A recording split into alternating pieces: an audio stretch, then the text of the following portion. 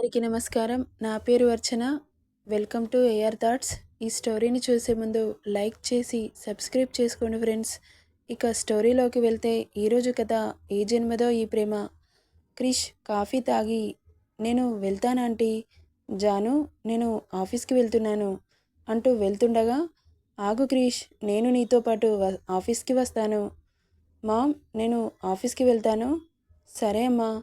తనతో పాటు ఆఫీస్కి బయలుదేరుతుంది జాను. ఇక ఆఫీస్ రావడంతో బైక్ ఆపుతాడు. ఆ రోజు ఇద్దరు ఆఫీస్ వర్క్లో చాలా బిజీగా ఉంటారు. అలా వాళ్ళ జీవితం సాఫీగా గడిచిపోతుంది. ఎగ్జామ్స్ దగ్గరికి రావడంతో జాను సీరియస్గా ఎగ్జామ్స్కి ప్రిపేర్ అవుతూ ఉంటుంది. క్రిష్ ఇటు ఆఫీస్ వర్క్, అటు స్టడీస్లో బిజీ అయిపోయాడు. మీటింగ్స్ ఉంటే క్రిష్నే చూసుకుంటున్నాడు. ఇప్పుడు జానుతో ఎక్కువసేపు టైం గడపడం సరిపోవట్లేదు. జాను కూడా ఎగ్జామ్స్ ఉండడంతో క్రిష్ని కదిలించట్లేదు. ఒకరోజు సబ్జెక్ట్లో డౌట్ వచ్చి క్రిష్కి కాల్ చేస్తుంది జాను. క్రిష్, ఏం చేస్తున్నావు? ఏం లేదే, చదువుకుంటున్నాను. నాకు ఒక సమ్ డౌట్ ఉంది, ఎక్స్ప్లెయిన్ చేస్తావా? ఎందుకు చేయను, తప్పకుండా చేస్తాను. ఎక్కడికి? రాజాను అనగానే సరే వస్తున్నా అంటూ బుక్ తీసుకొని క్రిష్ దగ్గరికి వెళ్తుంది జాను. వస్తుందని డోర్ ఓపెన్ చేసి ఉంచుతాడు క్రిష్. జాను లోపలికి వచ్చి, ఏంట్రోయ్, ఈ మధ్యలో చాలా బిజీ అయిపోయావు, నన్ను ఏమాత్రం పట్టించుకోవట్లేదు. మా క్లాస్కి ఒక కత్తి లాంటి ఫిగర్ వచ్చిందే, దానితో తిరుగుతున్నా. నీ మీద ఇంట్రెస్ట్ తగ్గిపోయింది, అందుకే నీతో మాట్లాడాలి అనిపించట్లేదు అంటున్న క్రిష్ని కళ్ళు ఎర్రవి చేసి చంపేసేలాగా చూస్తూ ఉంది జాను. తల తిప్పి ఆమెను చూడగానే, అమ్మో మహంకాళి, భయమేస్తుందే, అలా చూడకే తల్లి, నిన్ను ఇలా కాదురా అంటూ అట్లకాడ తెచ్చి వీపు మీద దబదబా వాయిస్తూ ఉంటుంది. బాబోయ్, ఏంటి అలా కొట్టేస్తున్నావు? చంపేస్తావా ఏంటి? చంపడం కాదురా, నిన్ను నరికేయాలి. నన్ను కాదని వేరే అమ్మాయికి సైట్ కొడుతున్నావా, ఇడియట్ అంటూ అప్పటి వరకు అరిచింది కాస్త సైలెంట్గా అటువైపు తిరిగి మూతి ముడుచుకుంటుంది. ఓయ్, ఏమైందే అంటాడు క్రిష్. ఏంటి అయ్యేది? వేరే దానితో వేగుతున్నావు కదా, దానితోనే ఊరేగు, నేనెందుకు అంటూ అక్కడి నుండి వెళ్తుండగా చేయి పట్టి ఫోర్స్గా మీదకి లాక్కుంటాడు. అంత ఫోర్సుగా లాగేసరికి క్రిష్ కౌగిట్లో చేరిపోతుంది జాను. ఆమె నడుం చుట్టూ చెయ్యి వేసి ముందుకు వస్తున్న కురులని చెవి వెనక్కి పడుతూ, పిచ్చి, నిన్ను తప్ప వేరే వాళ్ళని నేనెందుకు చూస్తానే? మరి ఆ అమ్మాయి కత్తిలాగా ఉంది అని చెబుతున్నావు కదా, ఊరికే జోక్ చేశా. నువ్వు తప్ప మన కాలేజ్లో కత్తిలాగా ఎవరూ ఉండరు పాపా. పూసిన ఐస్ చాలు కానీ ఇక ఆపు. ఐస్ కాదే, ఫ్యాక్ట్ చెబుతున్నా. నీ తొక్కల ఫ్యాక్ట్స్ అవసరం లేదు కానీ నాకు ఒక సమ్ అర్థం కాలేదు, ఎక్స్ప్లెయిన్ చెయ్యో అంటూ తనని విడిపించుకుంటుండగా, ఎక్కడికి పోతావు బేబీ, నా నుండి తప్పించుకోలేవు నువ్వు. నేను నీ నుండి తప్పించుకోలేను కానీ నువ్వు నా నుండి తప్పించుకునేలా ఉన్నావు అంటున్న జాను మాటలకి వియర్డ్గా చూసి, ఓయ్, ఏం మాట్లాడుతున్నావే, నేనెందుకు తప్పించుకుంటాను? ఏమో నాకేం తెలుసు, నీ మాటల్లో నాకు అర్థమవుతుంది అనగానే, ఎక్కువ చేయకే, తోలు తీస్తా. నిన్ను వాడుకొని వదిలేసే టైప్లా కనబడుతున్నానా? ఏమో నీ మాటలు నాకు భయం వేస్తున్నాయి. అంత నమ్మకం లేదా నా మీద? నమ్మకం లేక కాదు, నీ మీద ప్రేమ ఎక్కువయ్యి భయం వేస్తుంది.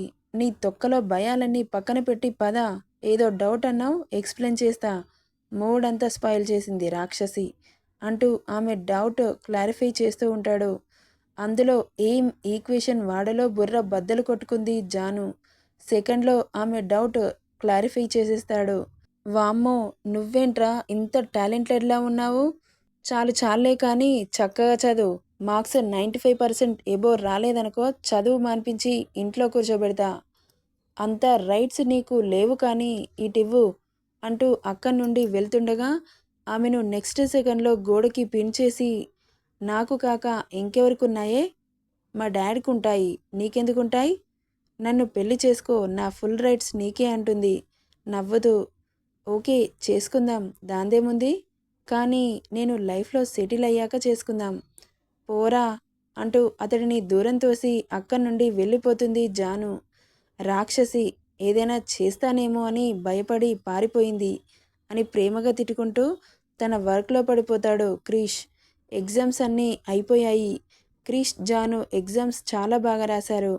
సంతు కూడా తన హెల్త్ సెట్ అయిపోయి కాలేజ్కి వెళ్తున్నాడు. సంజు చుట్టూ సెక్యూరిటీ ఇంకా ఎక్కువ పెరగడంతో తనతో మాట్లాడడానికి వీలు లేకుండా పోయింది సంతోష్కి. ఎప్పుడు చూడు బాడీగార్డ్సే ఉంటున్నారు ఆమె చుట్టూ. ఒకరోజు క్రిష్ ఆఫీస్ నుండి ఇంటికి బయలుదేరాడు. టైం నైట్ 10 అవుతుంది. రోడ్డంతా నిర్మానుష్యంగా మారింది. వీధి లైట్లు తప్ప ఎవరూ కనిపించట్లేదు. ఎవరో ఒకరిద్దరు తప్ప. వెనుక నుండి వచ్చిన ట్రక్ క్రిష్ బైక్ని హిట్ చేస్తుంది. అంతే, బైక్ ఎగిరి రోడ్డవతల పడుతుంది. ఏం జరిగిందో తెలుసుకునేలోపే స్పృహ తప్పి పడిపోయాడు క్రిష్. మెల్లగా కళ్ళు తెరిచి చూసిన క్రిష్కి ఎక్కడున్నాడో అర్థం కాలేదు. తల తిప్పి చుట్టూ చూస్తాడు. అది హాస్పిటల్ లాగా అనిపించింది.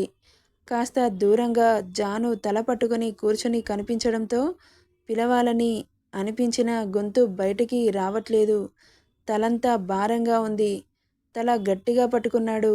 అలా పట్టుకోవడం వల్ల తలకి కట్టుకట్టి అనిపించడంతో ఏం జరిగిందో ఒక్కసారిగా కళ్ళ ముందు కదలాడుతుంది. అసలు ఎవరు యాక్సిడెంట్ చేయించింది? ఆ రోడ్డంతా నిర్మానుష్యంగా ఉంది. ఒక్క వెహికల్ కూడా లేదు. నాకు తెలిసి అది యాక్సిడెంటే. రేయ్, నువ్వే కదరా నాకు యాక్సిడెంట్ చేయించింది? నేను కోలుకున్న తర్వాత నీ చాప్టర్ క్లోజ్ చేసేస్తా అంటూ పక్కన వాటర్ బాటిల్ కింద పడేస్తాడు. జాను చూడడానికి. ఆ సౌండ్కి తలెత్తి క్రిష్ని చూస్తుంది. ఆమె కళ్ళల్లో మెరుపు. వెంటనే పరుగున వచ్చి అతని చెయ్యి పట్టుకొని, ఎలా ఉందిరా? బానే ఉంది అన్నట్లు తల అడ్డంగా ఊపుతాడు. యాక్సిడెంట్ ఎలా జరిగింది అని అడుగుతుంది కంగారుగా. అప్పుడే లోపలికి వచ్చిన నర్స్ పేషెంట్ని ఎక్కువగా మాట్లాడించకండి అని చెప్పి, ఇదిగోండి ఏదైనా తినిపించి ఈ ట్యాబ్లెట్స్ వేయండి అని చెప్పి వెళ్ళిపోతుంది. నెక్స్ట్ ఏం జరుగుతుందో నెక్స్ట్ పార్ట్లో చూద్దాం. ఈ స్టోరీ ఎలా ఉందో కామెంట్ చేయండి friends. Thank you for listening.